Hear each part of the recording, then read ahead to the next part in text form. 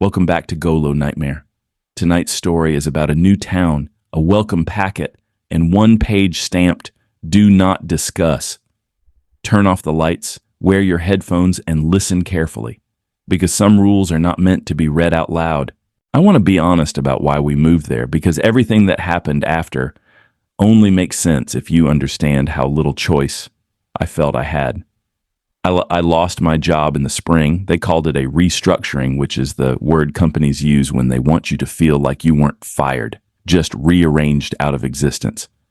I'd spent 11 years as an assistant facilities manager, the guy who knew where every shutoff valve was, who kept the maintenance logs, who could tell you which fire door in the building was out of code before the inspector ever found it. I was good at systems. I understood how buildings breathed. And then one Tuesday, I cleaned out my desk into a banker's box and drove home, and the systems didn't matter anymore. For 8 months, we burned through what we'd saved.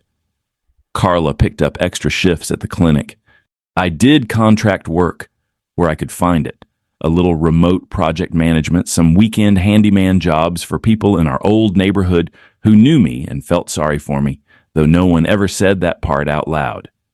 Mia was 9 that year, and she kept asking why we didn't go out to eat anymore. And I kept telling her we were saving up for something special, which was a lie that tasted worse every time I said it. By autumn, we were 2 months behind on the mortgage, and I had stopped sleeping properly.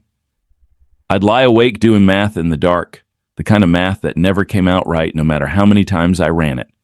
So when I found the listing for the house in Ashfield Commons, I didn't research it the way I should have. I want to be clear about that, because later people might wonder how a careful man, a systems man, could walk his family into something like that with his eyes open. The truth is my eyes weren't open. They were exhausted. The house was a 3-bedroom ranch on a third of an acre, and the price was so low I read it 3 times, thinking I'd misplaced a digit. And the listing said the Homeowners Association handled everything. Lawn, water, road maintenance, even some of the utilities rolled into a flat monthly fee that was almost nothing. It said the community was quiet, established, and looking for families who wanted to put down roots. I remember that phrase, put down roots. I thought it was just real estate language. I thought it meant they wanted people who'd stay. We drove out to see it on a gray Saturday, an hour and a half off the interstate, and then 20 more minutes down a county highway that got narrower and emptier the farther we went. Ashfield Commons sat in a shallow valley with low wooded hills around it, the kind of place you could live your whole life next to and never have a reason to visit. There was a community center near the entrance, a long brick building with a flat roof, and past it the streets fanned out into rows of older ranch homes, most of them built in the 60s by the look of them. Well kept but dated like a photograph of a neighborhood from a magazine 40 years out of print. There was a reservoir on the far edge behind a chain-link fence with a small pump station beside it, and even from the road that first day, I felt the water before I really looked at it. It sat lower than the land around it, flat and dark and very still, the kind of still that doesn't look like calm so much as patience. And the trees on the far bank leaned toward it the way trees lean toward a thing they can't help leaning toward. Past the reservoir was a section of the development that had clearly been planned but never finished. You could see the graded lots, the curbs poured for streets that ended in nothing, the cul-de-sacs that circled around empty fields, and there were street lights out there over the unfinished part, standing in rows over ground where no houses had ever been built. It was the middle of the day, but I noticed the streetlights anyway because a few of them were on. I figured a sensor had gone bad somewhere. I'm a facilities guy. I noticed lights that shouldn't be on. I filed it away as a maintenance issue and didn't think about it again, which is funny to me now, in a tired sort of way. The woman who met us was the only person we saw that day. Her name was Diane Pruitt, and she introduced herself as the HOA secretary. She was somewhere in her 50s, neat, pleasant, the kind of person who looks like she's been organizing something her entire life. She walked us through the house, pointed out the new water heater, the recently serviced furnace, the utility closet off the kitchen that she said held the house's connection to the community emergency system. which she described as a county requirement. Nothing to worry about.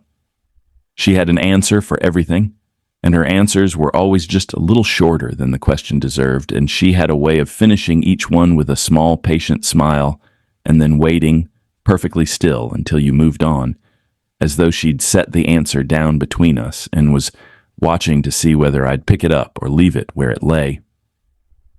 I always left it. I didn't notice the stillness until later. At the time, it felt like efficiency. I liked efficiency. I'd spent my whole career around people who couldn't give a straight answer, and here was a woman who gave nothing but. We signed faster than we should have. The terms were unusual, but every term in that town was unusual, and unusual things stop looking strange when you're drowning and someone hands you a board to hold on to. Carla cried a little in the car on the way home, the good kind of crying, the relief kind, and she put her hand on my knee and said we were going to be okay now. And I believed her because I needed to. That belief is the thing I'd take back if I could take back anything. Not the house. The belief. We moved in 3 weeks later on a cold, clear afternoon in November. The neighbors didn't come out to introduce themselves the way people do, but I'd lived in cities long enough that I didn't expect them to.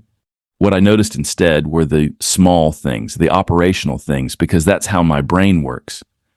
The mailboxes were all the same model, government issue, with the little red flags. The driveways were all gravel, neatly raked. Every house had a porch light, the same kind, a frosted glass fixture beside the front door, and the place was quiet in a way that wasn't peaceful so much as held, like a room where a meeting is about to start, and everyone's waiting for someone to speak. That first night, somewhere after 9, I heard a sound from the utility closet. A short tone, electronic, flat, the kind of test signal you'd hear from old emergency equipment. It lasted maybe 4 or 5 seconds and then stopped. I opened the closet and found, mounted on the wall above the water heater, a gray metal box with a speaker grill and a single amber light and no controls except a small dial that didn't seem to do anything. There was a radio antenna running up into the wall. I'd seen units like it before, civil defense equipment, the kind of thing that got installed in the 50s and 60s and then forgotten. Diane had called it the county emergency system. I figured it was doing a nightly self-check. I closed the closet and went to bed. Carla asked what the sound was, and I told her it was nothing. Just the house settling, which wasn't even a good lie, but she was already half asleep. The welcome packet arrived the next morning. Diane brought it herself, knocked on the door at exactly 9, and handed me a 3-ring binder with the pages laminated and 3-hole punched. Very tidy, very official. She said it had everything we'd need to be good neighbors. Trash collection was Thursdays. Quiet hours started at 10. The water ran on a pressure schedule, strongest in the mornings and evenings, lower in the dead of night, and that was just how the system was, she said, nothing to fix. She walked me through the first 3 pages, standing right there in the doorway. And they were all like that. Ordinary community rules, the sort of thing every neighborhood has. Then she closed the binder before I could turn to the 4th page, and she did it gently, with one hand flat on the cover, and she said, "You don't need to worry about page 4 yet." I asked her what was on it. She smiled and said it explained itself when the time came, and that most people found it easier not to read ahead. And then she added, still smiling, still pleasant, that the families who lasted longest in Ashfield were the ones who didn't go looking for things before the things came looking for them. She let that sit there in the cold doorway air, watching my face, and then she told me to enjoy the house, and she walked back down the gravel to her car, and that was that. I held the binder for a while after she left. I could feel that there was a 4th page. The laminate gave it a little extra thickness, a little extra weight right where it should be. But I didn't open it. I want you to understand that I'm not a man who likes being told there's a page he shouldn't read. Under normal circumstances, I'd have flipped to it the second the door closed. But I was tired, and I was grateful, and there was a part of me that didn't want to find anything wrong with the gift we'd just been given. So I set the binder on the kitchen counter and let it sit there, and I told myself I'd look later. I let her win that round without even knowing we were playing. The rules of the place settled into us faster than I'd have thought. The porch light was the first one. Every evening at the same minute, just as the sky went from blue to gray, every porch light in the neighborhood came on at once. I watched it happen the second night from my front window, a wave of little frosted glass lights blinking on up and down the street within a few seconds of each other. I assumed they were on timers or photocells, and I went and flipped ours on too so we'd match, because there's a part of me that doesn't like being the one house that's different. The systems man wants to be in compliance even when no one's checking. Except someone told me it was a rule before I figured it out on my own. Mia came home from her first week at the school in town. The bus dropped her at the corner, and over dinner she said very casually, the way kids report the strangest things, like they're nothing, that you have to leave the porch light on every night or you get a mark. I asked her what she meant by a mark and where she'd heard that, and she shrugged and said the other kids told her at the bus stop that everybody knew that it was just one of the rules. She didn't seem bothered. She seemed proud, actually, like she'd learned something that made her belong. I told myself it was kid stuff, the kind of folklore children pass around. But I made sure the porch light was on that night and every night after, and I didn't fully understand why it mattered so much to me that it was. The radio in the utility closet became part of the rhythm, too. Every night around the same time it gave its tone, that flat electronic note, and then went silent until the next night. I started timing it without meaning to, the way you start counting traffic lights on a drive you take every day. It came at 14 minutes past 9. But the tone itself was never the same length. Some nights it was 2 seconds. Some nights it stretched on for 10 or 11, long enough that I'd stop whatever I was doing and stand still until it ended. There was no pattern to it that I could find, and I looked for one, because finding patterns is what I do. A self-check should be uniform. A self-check is the same every time. That's the whole point of it.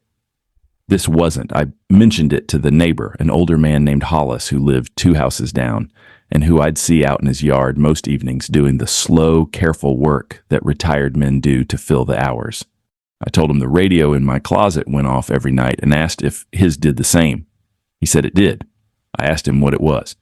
He looked at me for a second, and then he looked past me toward the reservoir, just a flick of the eyes, and he said it was the county doing a line check, same as he'd been told when he moved in 40 years back. I asked why the tone changed length. He was quiet for a moment, and then he said, "You'd have to ask the county that." And he went back to his raking, and I understood that the conversation was over. But before I left, he said one more thing, and he said it without looking up, in the same flat, tired voice he used for everything. He said, "You'll get your page 4. Everybody does." He said, "When you read it, just don't read it out loud to anybody." I asked him what he meant. He stopped raking. He stood there with his hands on the rake handle, an old man in a flannel shirt with the sun going down behind him, and he said, "You just don't." And then he wished me a good night and went inside. I stood on his lawn for a second longer than I should have, and then I walked home, and I checked that my porch light was on, and I told myself old men get strange in the country. They get full of warnings about nothing, and none of it stuck the way I wanted it to. There was a gathering that first month, a small one, a few of the neighbors out in someone's driveway on a Friday evening with folding chairs and a cooler. They invited us over, which I took as a good sign, the kind of normal neighborly thing I'd been hoping for. And it was normal, mostly. People talked about the weather and the highway construction, and a kid who'd gotten into a good college. Carla fit right in. She's better with people than I am. But at one point, someone mentioned the reservoir, said something about the water being low this year, and an older woman near me said almost automatically, "We don't bring that up before dark." She said it the way you'd say, "Bless you," after a sneeze. No weight to it, no fear, just reflex. And the conversation moved on like nothing had happened. But I'd heard the words clearly, and over the next few weeks, I heard them again, more than once, from different people. Always in the same offhand way. "We don't bring that up before dark." It applied to the reservoir, to the unfinished part of the development, to a couple of other things I couldn't pin down. It was a phrase the whole town carried in its mouth and used without thinking, the way you'd use a manner you were raised with. And I was the only one at that driveway who'd flinched at it. I looked around to see if anyone else found it strange, and no one did, and That was the moment, if I'm honest, that I first felt like an outsider in a place I'd just moved my family into for good. I started taking walks in the evenings that winter, partly for the exercise and partly because the house felt close at night, and my walks kept ending up near the reservoir without my deciding they should. I'd find myself at the chain-link fence looking at that flat, dark water, and it was always lower than it should have been for the season, a ring of pale, cracked mud showing around the edge like a tide that never came back in. The pump station hummed, a low, steady note under everything, and I noticed that no birds went near it. Not one. There were birds everywhere else in that valley, but the water sat there with nothing on it and nothing above it, and the longer I stood at the fence, the more I felt that the stillness wasn't empty, that it was the stillness of something holding its breath, and I'd turn around and walk home faster than I'd come. I never went down there after dark. I told myself that was just sense. I think now it was the town teaching me, the way it taught everyone, without ever saying a word out loud. I read page 4 about 6 weeks after we arrived. I'd held out longer than I expected to, but it was always going to happen. One night, Carla and Mia were asleep, and I was up late with the binder in front of me at the kitchen table, and I'd had a couple of beers, and the not knowing finally got bigger than the not wanting to know. I opened the binder and turned to the 4th page. At first, it looked blank. There was the red stamp across the top, "Do not discuss," in block letters, and beneath it, the page seemed empty under the kitchen light. But when I tilted it, when the lamp on the counter caught it at an angle, I could see there was text there, printed in ink only a shade darker than the paper, the way a watermark hides until you turn it. I pulled the lamp closer and read it. It was addressed to the house. Not to me, not to the Ray's family, but to the property, by its lot number. It said that the residents of the property were responsible for the observance of a duty, and that the duty would come due on a date, and the date was there, printed in the same faint ink, a little under 5 months out. It described the duty in plain language, the kind of plain language you'd find in any compliance document, the kind I'd written 100 of in my old job. It said the residents were to keep the exterior light illuminated through the night of the date. It said the residents were to log the signal received from the closet unit. It said the residents were not to approach the reservoir on the night in question and not to open the door to anyone between the hours stated, regardless of who they appeared to be. And it said at the bottom that failure to observe the duty would transfer the consequence, but it did not say to whom or what the consequence was. And underneath all of it, faint, almost rubbed away, there were marks where someone before me had written notes in pencil and then erased them. I could make out a few words. One of them said, "It isn't every year." Another said, "Don't let her count." I read them 3 times, the her and the count, and I didn't know what they meant, and the not knowing put a cold weight in my chest that the beers did nothing for. I closed the binder and sat in the dark kitchen for a long time, and I did not read it out loud because Hollis had told me not to, and for the first time I was glad I'd listened to him. The people who'd lived in the house before us had left in a hurry. I knew that already from the way they'd left things. A calendar still on the kitchen wall, a child's height marks penciled on a doorframe, a half-used bag of charcoal by the grill out back. But the thing that kept it in front of me was the mail. Their mail kept coming, weeks after we moved in, then months. Most of it was junk, but some of it looked like it mattered. Official envelopes, a notice from a school district 2 states over. I gathered it in a box and wrote return to sender on the ones that seemed important, and I tried to do the right thing. I found a phone number for them on one of the documents, a cell number, and one evening I called it.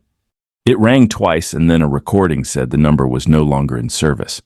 I tried to find them online the way you can usually find anyone, and there was almost nothing, just an old listing tied to our address, as if they'd existed at that house and nowhere else.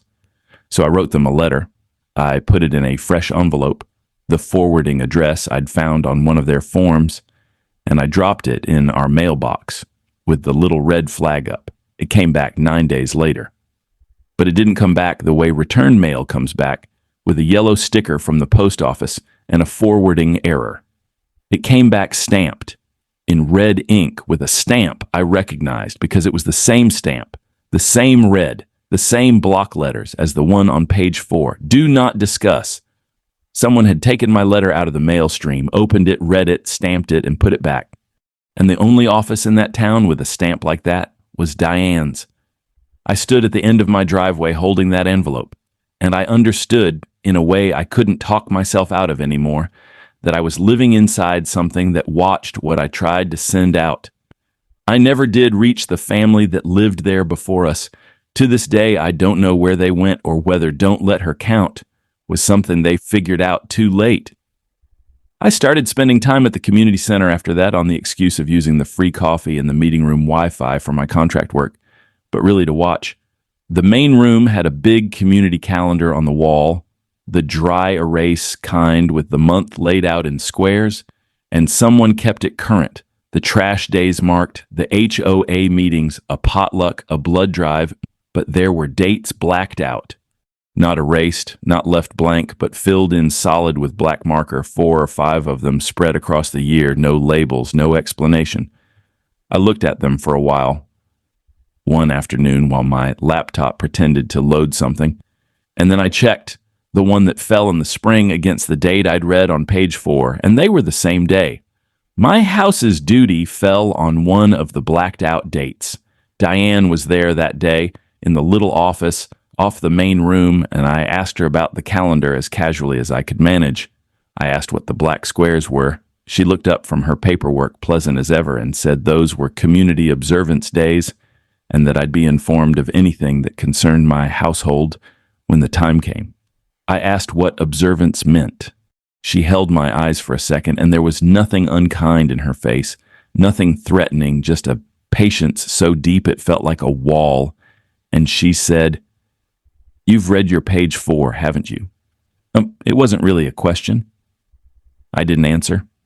She nodded a little, like I'd confirmed it, and she capped her pen and folded her hands on the desk and looked at me with something that was almost tenderness. She said the people who read ahead always thought knowing would help them, and it never did. It only gave them longer to be afraid in. She said it the way a nurse tells you the needle's going to pinch, kind and certain and entirely unmoved.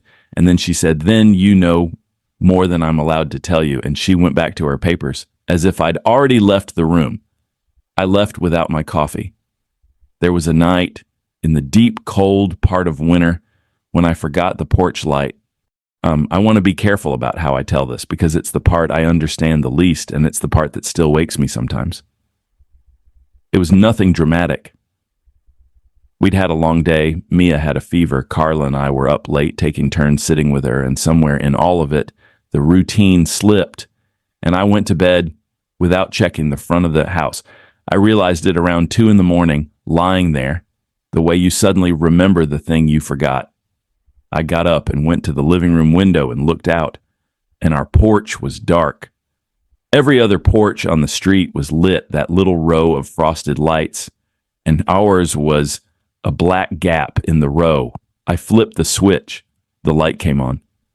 I stood at the window and I told myself it was fine. It was just a light, a few hours dark in the middle of the night. Nothing watching, nothing counting. I went back to bed. But I didn't sleep, and toward dawn I noticed a smell in the house, a smell that hadn't been there before, wet concrete and something sweet underneath it, the reservoir smell, the smell of that flat, dark water, faint, chemical, drifting in around the front door. It was strongest near the door. I went and opened it at first light, and the porch was empty, the street was empty, everything was exactly as it should be. Except the gravel in our driveway, which I raked the way everyone raked theirs, was disturbed near the bottom by the road, a scuffed patch of it, like something had stood there and turned around. And when I went out that morning, Hollis was at his mailbox, and he saw me, and he looked at our porch, and then he looked at me, and he didn't say good morning.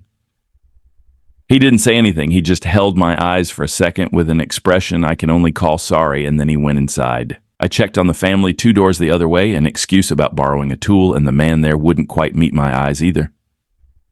Nothing happened. That's the thing I keep coming back to. Nobody got hurt. The smell faded by afternoon, the gravel raked smooth again under my own hands. But for a week after, the neighbors treated me like a man who'd done something, and no one would say what. And I never forgot the porch light again as long as we lived there. It was Hollis, in the end, who showed me the logs, though he'd say he didn't show me anything. He'd been getting frailer through the winter, and one afternoon in late February, he asked me to help him carry some boxes down from the attic of the community center, where he kept things, he said, on account of having more storage there than at home. We carried down old folding tables and a box of holiday decorations, and then there were the other boxes, the ones full of binders, and one of them split when I set it down, and the binders slid out across the floor. They were duty logs. I knew it the second I opened one. Page after page, decade after decade, every household in Ashfield Commons listed by lot number, every observance date, and beside each one a check mark and a set of initials and a time.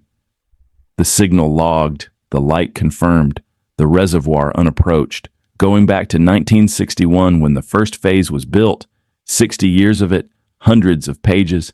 I knelt there on the floor of that fluorescent-lit room and turned through them. And Hollis stood over me and didn't stop me. And what got into my bones wasn't the strangeness of it. It was the completeness. Every box checked. Every duty done. In 60 years of logs, I couldn't find a single incident, not one note of anything going wrong. Because nothing ever had gone wrong, because everyone had always done their part. The system worked. That was the horror of it. The thing I couldn't shake even after I'd put the binders back in the box. It wasn't a town that had been attacked by something.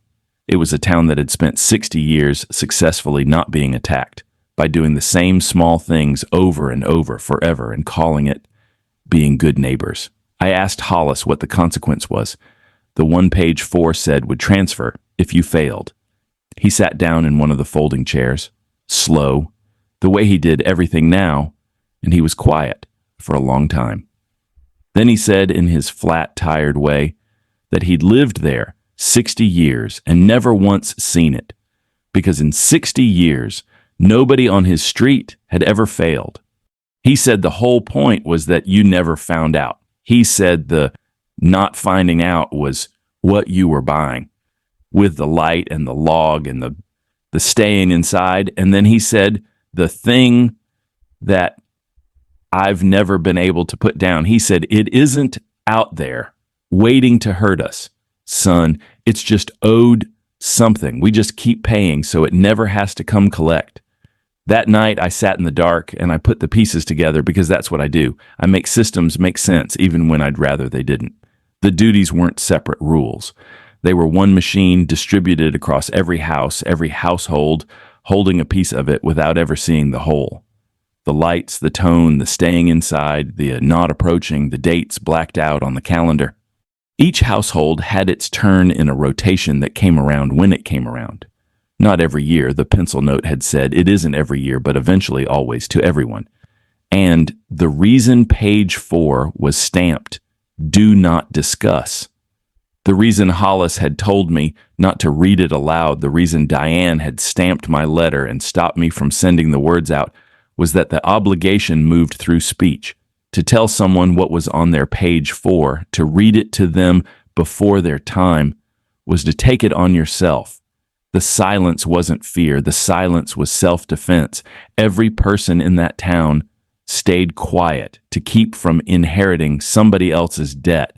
They'd built a whole society on the simple, terrible logic of not saying the thing out loud, which meant I couldn't tell Carla. I sat with that for a long time. I wanted to tell her everything. The way I'd told her everything for 14 years, the good math and the bad math, the job, the fear. But if the obligation moved through speech, then telling her, making her understand it the way I understood it, might tie her into it in a way she wasn't already tied. Or it might just be a story an old man told me. I couldn't know. And not knowing, I couldn't risk her. So I started keeping the biggest thing in my life from the person I'd promised never to keep anything from. And I told myself it was love. And it was. But it was also the town working exactly the way it was built to work, turning a husband silent in his own house, one careful man at a time. But here's what I didn't count on. The town didn't need me to bring Carla in. It had its own ways. There was an HOA orientation that spring, an evening thing at the community center, and the notice came addressed to her, not to me. I thought that was strange, but she didn't. She just went, said it was nice to be included, said it was probably about the spring water schedule. She was gone about 2 hours, and when she came home, she was calm in a way I hadn't seen since before I lost my job. A settled, easy calm, like something that had been worrying at her had been smoothed flat. I asked her how it was, and she said it was fine, useful, that Diane had explained how things worked, and she didn't elaborate. And when I pushed, she gave me answers just a little shorter than the questions deserved. And my stomach dropped because I knew where she'd learned to do that. A few days later, she said the phrase. We were talking about something, I don't even remember what, the unfinished lots maybe, or the reservoir. And she said, "We don't bring that up before dark." And she said it the way the old woman in the driveway had said it. Automatic, weightless, like a manner she'd been raised with. I stared at her.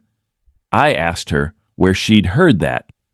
And she frowned, a small frown, genuinely puzzled, and she said she didn't know, that she'd always said it, hadn't she? She hadn't. I'd known this woman half my life, and she had never said it before that spring, but she didn't remember learning it, and I couldn't make her see that she had, and I understood that the town had reached into my own house and taken a piece of my wife while I was busy, keeping a secret to protect her.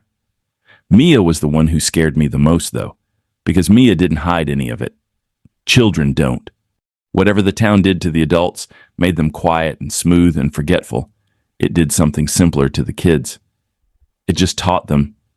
Out at the bus stop, in the easy way kids teach each other the rules of a game. One evening, Mia was in the bath singing to herself the way she did, and I was listening from the hall, half paying attention, and the song wasn't a song. It was a counting rhyme. She was counting houses, our street, by number, in order, and at the end of it, she landed on our house, on our lot number, and she sang, and then it's our night, and then she went back to the beginning and counted again, and then it's our night. I stood in that hallway, and I felt the floor tilt under me because she'd put it in a rhyme, the date, the turn, the thing I'd read on page 4 and never said out loud, and she'd gotten it from the other children who'd gotten it from theirs, and not one of them was afraid. I knelt by the tub and tried to keep my voice light, and I asked her who taught her that song and who's counting. And she looked at me with the patient face children get when grown-ups are slow, and she said, "Nobody teaches it, you just know it." And then she lowered her voice like she was telling me a secret she was proud of and said, "But you're not supposed to let her finish." And when I asked her, "Let who finish?" Who's her? She'd already gone back to splashing, humming the count under her breath, our street, our number, our night, over and over, and the words "don't let her count" came back to me from that erased pencil line with all the cold of the reservoir in them, and I understood that whatever the family before us had learned too late, my 9-year-old already knew it as a game. That was the night I decided we were leaving. I didn't care about the price anymore. I'd find a way. I'd take the loss, move us back to a city, sleep in a smaller place, do anything. I started looking at rentals 2 counties over, and I went to Diane because I'm a systems man. I do things the procedural way, even when I'm running. And I told her we were considering selling, asked about the process, the HOA's requirements, the lien terms I'd half read and signed in my desperation back in the fall. She was kind about it. She was always kind. That's the part people don't believe when I tell them they want a villain who hisses. And instead, there was a pleasant woman in a cardigan with a cup of tea telling me in a warm voice that, of course, we were welcome to go. No one was ever kept. That wasn't how it worked. And then she said the thing lightly, like an afterthought, like she was reminding me to recycle. She said, "You understand the responsibility stays with the house." She said page 4 is addressed to the property. She said whoever lives there when the date comes around is the one who observes it. And if we sold, the duty would simply pass to the next family, and if the house sat empty, well, She let that trail off, and she looked at me over the rim of her cup with her eyes very steady, and she said softly that the families who left before their date never seemed to find peace afterward, that she still got their letters sometimes, and that she'd learned it was kinder not to answer.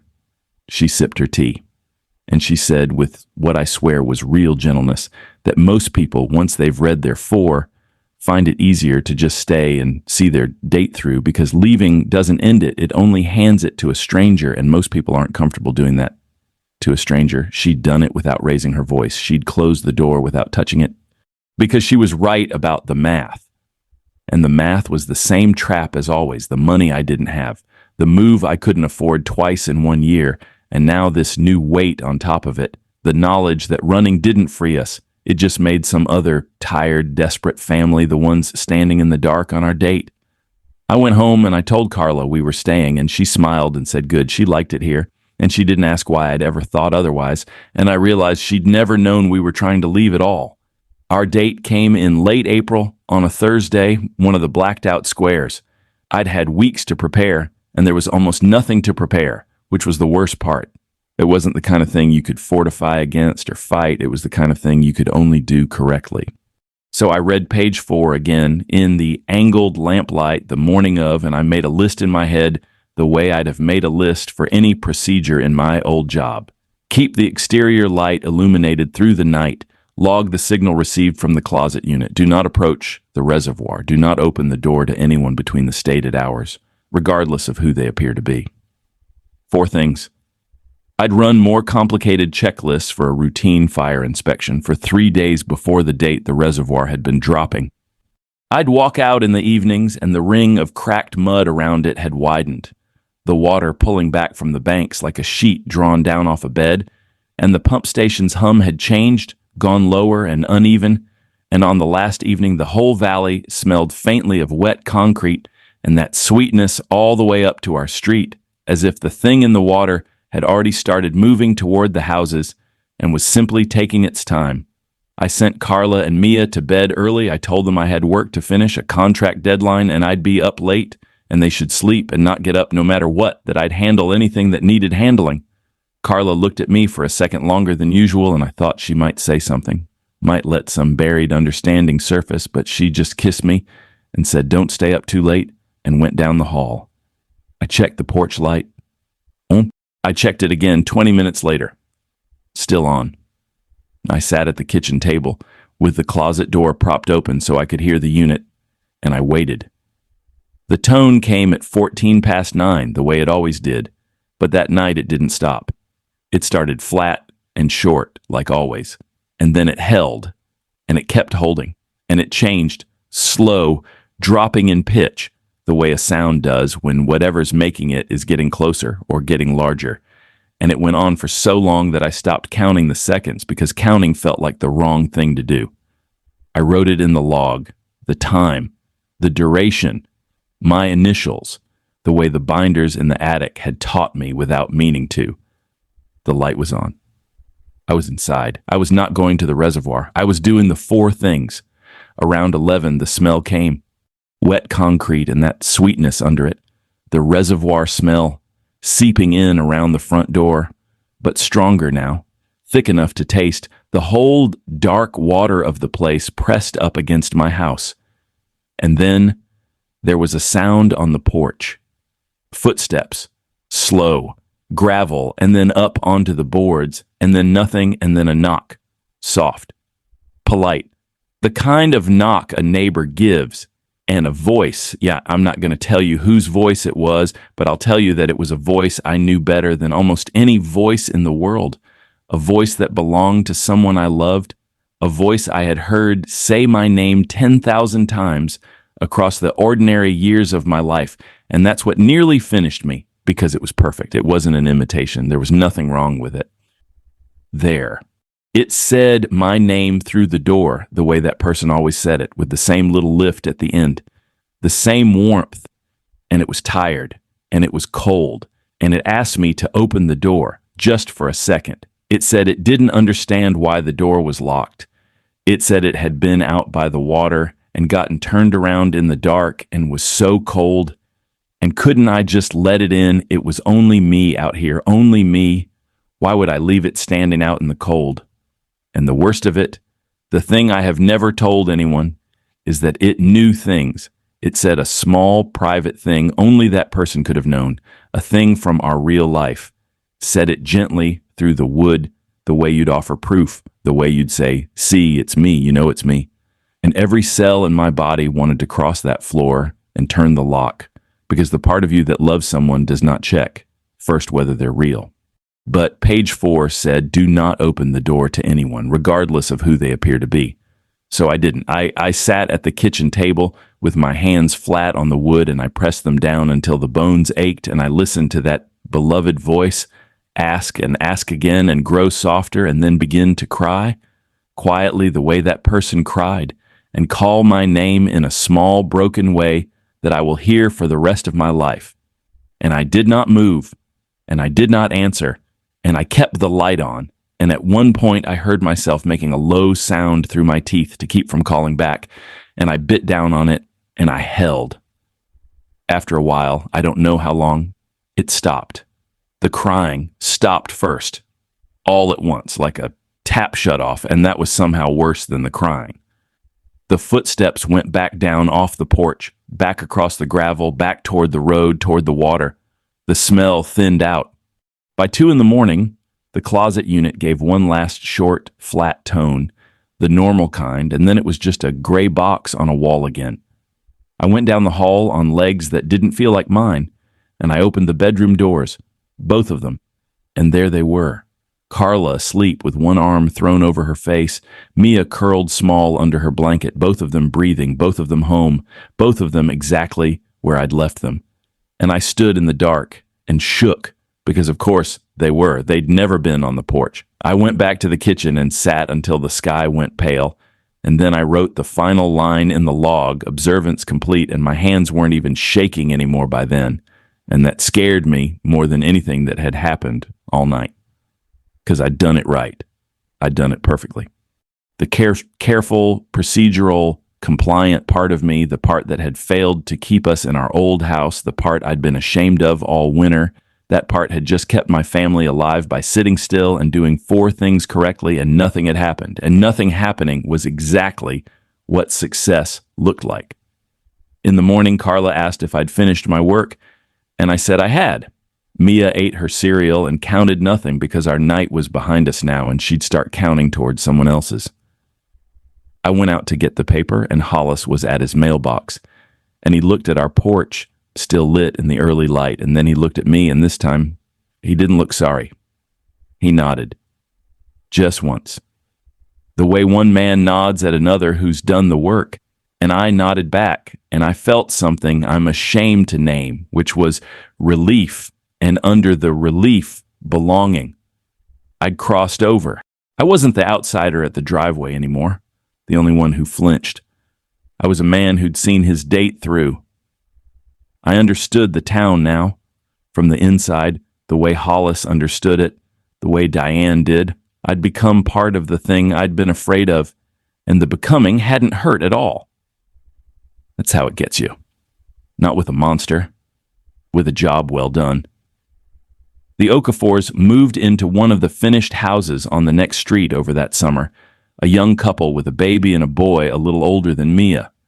I watched Diane's car pull up their driveway the first week, watched her walk to their door with a 3-ring binder under her arm, laminated, 3-hole punched, very tidy. I was on my porch. I could see the husband in his doorway, taking the binder, nodding while she walked him through the first 3 pages, and I could see the exact moment she put her hand flat on the cover and closed it before he could turn to the 4th. I knew what she was telling him. You don't need to worry about page 4 yet. I should have walked over there. I had time before their date, whenever it came, to tell that man what I knew, to warn him about the light and the tone and the voice that would come to his door someday in a shape he trusted and loved. But I didn't, because telling him would have meant reading his 4 out loud or near enough, and that would have moved it. That would have put some piece of it onto me, onto my house, onto Mia. I knew the rule now. I knew it the way the whole town knew it. So I stayed on my porch, and when the husband happened to glance over and lifted a hand in a neighborly wave, I waved back, and he called over that he'd heard the reservoir was something this time of year, and I heard my own voice answer, easy, automatic, weightless, before I'd even decided to speak. We don't bring that up before dark. He laughed like it was nothing, like it was just a manner I'd been raised with, and he went inside to his family, and I sat there and understood that I'd just done to him exactly what had been done to me, that I was the next link, that the silence I'd resented had moved into my own mouth and made itself at home.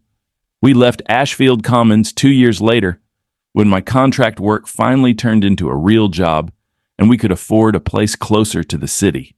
A normal place, a place with neighbors who introduced themselves and a calendar with nothing blacked out.